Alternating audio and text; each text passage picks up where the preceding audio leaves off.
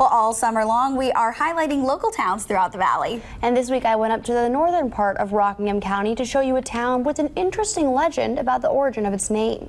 There was a man named Conrad Custer who built a really big mill there. And so Broadway was originally called Custer's Mill. In 1792, 142 families lived in Custer's Mill until the Civil War. And then when Sheridan moved through the valley and did a lot of burnings, Custer's Mill was burned. Rather than rebuild on the ashes, the railroad was coming through. The settlement followed.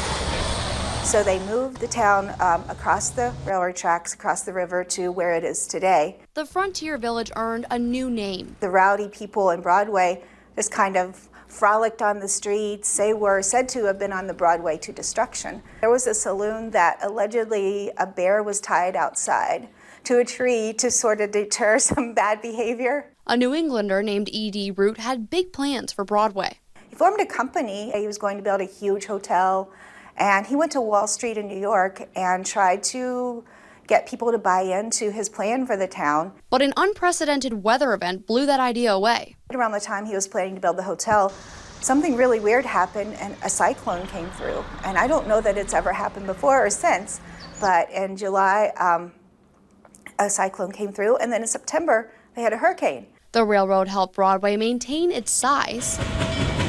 And of course, it was able to bring in goods and products and all kinds of stuff. The town's older buildings had other uses long ago. The Cat's Meow store used to be a post office.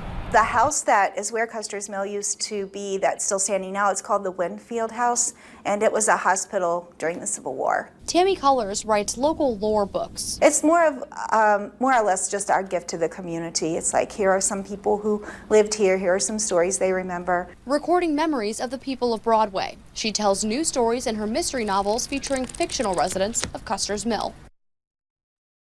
That one was a lot of fun, and Tammy Cullors' books, the local lore books, are really interesting. I was reading them and finding more than I could use in the story, and I haven't gotten to read her mystery books. I know she writes them with other women in the community, which is really cool. So check those out for sure. And I was pushing this last hour, but if you watch one of these touring our towns and there's something that maybe wasn't included, make sure you check out the article below the story on the web, because there's always so much more that I want to say that I can't fit in just a 2-minute video. Yes, Monica comes back from her little trips to the towns, and she comes back with so much information, so many stories, so much. I mean, it really is like an educational experience. Oh, absolutely. And so she comes back with so much information, and she takes so much pride in this project. So definitely go check out the article, because you do spend a lot of time writing that article. It's fun.